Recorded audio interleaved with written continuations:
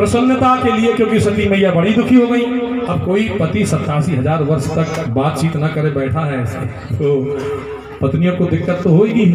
जब उठी तो उन्होंने उनको प्रसन्न करने के लिए जो जिस चीज में रमा हुआ है वही करेगा। तो भोले बाबा को तो रामचंद्र जी ही श्रेष्ठ लगते हैं, तो राम कथा उन्होंने इस प्रकार सुनाई जैसा हमने सुनाने की कोशिश की। और फिर सती मैया ने ऐसा देखा कि कैलाश पर्वत पर भोले बाबा और सती मैया जब बैठे हुए थे तो एक बार क्या हुआ कि सती मैया के पिता थे राजा दक्ष जी, और समय हो रहा है और कथा आगे बढ़ाने के बजाय विराम दें, कैसे करें?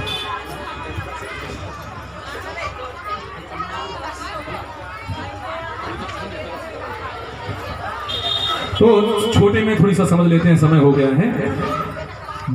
सती मैया के जो पिता हैं दक्ष, उनको ब्रह्मादि देवताओं ने एक बार देवताओं का राजा बना दिया उनके पिता को। तो जब देवताओं का राजा बन जाता है कोई, कहीं कभी कहते हैं प्रभुता पाए काय मद नाही, तो राजा दक्ष को घमंड आ गया। और घमंड कैसा आ गया कि वो जो दक्ष थे सती मैया के पिताजी, वो शंकर भगवान को लायक नहीं करते थे। ये नंग धड़ंग जो है रहते हैं, श्मशान में इनका सिस्टम सही नहीं है। और वो क्या हुआ, कुछ ऐसी परिस्थितियां हो गई थी जिस वजह से शंकर भगवान से सती मैया का ब्याह करना पड़ गया था। तो शंकर भगवान अपने दामाद को बिल्कुल पसंद नहीं करते थे। तो एक बार क्या हुआ, एक ब्रह्मा जी ने सभा बुलाया, उसमें सभी देवी देवता एकत्र हुए, वहां पर भोले बाबा भी गए। अब क्या हुआ, जो दक्ष थे ये देवताओं के राजा बन गए थे, बादशाह। तो वहां जब ब्रह्मा जी की सभा में सब लोग आए और जब दक्ष जी आए तो सबने दक्ष का स्वागत खड़े होकर किया, लेकिन भोले बाबा ध्यान नहीं दे पाए। शायद भोले तो भोले हैं, वो पता नहीं ध्यान नहीं दे पाए क्या हुआ, वो खड़े नहीं हुए। तो दक्ष को लगा कि एक तो मेरा ही दामाद है और दूसरा उपनांग इनका सिस्टम है, और देखो मेरा अपमान कर दिया। तो खड़ा नहीं हुआ, पूरा सभी लोगों ने मेरा सम्मान किया और इसने सम्मान नहीं किया। बहुत ज्यादा दुखी हो गया। उन्होंने अपमान का बदला लेने के लिए क्या किया, शॉर्टकट में सुनते हैं, एक यज्ञ का आयोजन कर दिया। और उस यज्ञ में जो है सभी देवताओं को आमंत्रित कर दिया और भोले बाबा को आमंत्रित नहीं किया।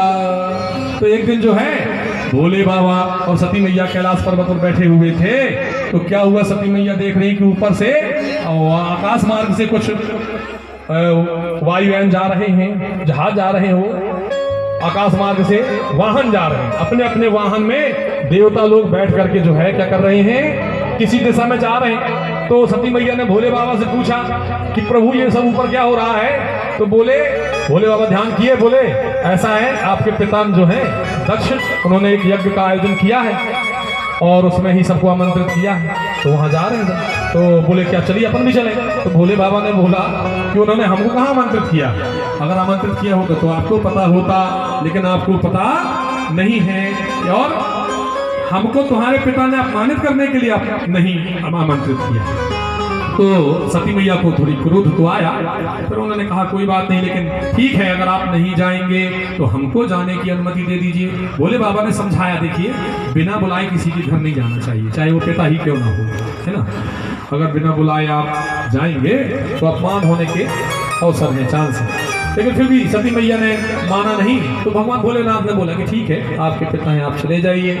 तो सती मैया जबरदस्ती जिद करके अपने पिता के घर गई, और जब पिता के घर गई वहां उत्सव था, वहां सभी देवता विराजमान थे, सभी का आसन लगाया गया था, सभी लोग बैठे। लेकिन क्या हुआ कि वहां पर भोले बाबा को स्थान नहीं दिया गया था और ना ही उन्हें कोई सिंहासन, उनका आसन निर्धारित था।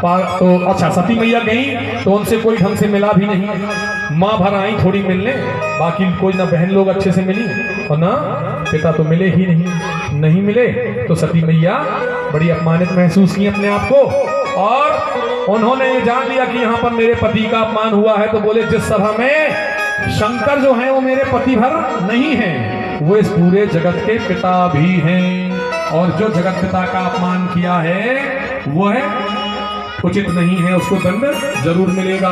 और इस सभा में जितने लोग आप सब बैठे हैं, या तो आप लोगों को अपने कान बंद करके यहाँ से चले जाना था, लेकिन आप लोगों ने मेरे पिता मूर्ख बोल दिया अपने पिता को कि मूर्ख पिता ने मेरे पति का अपमान किया और आप लोगों ने उसको सुना है, तो तुम लोग भी दंड के भागीदार होगे।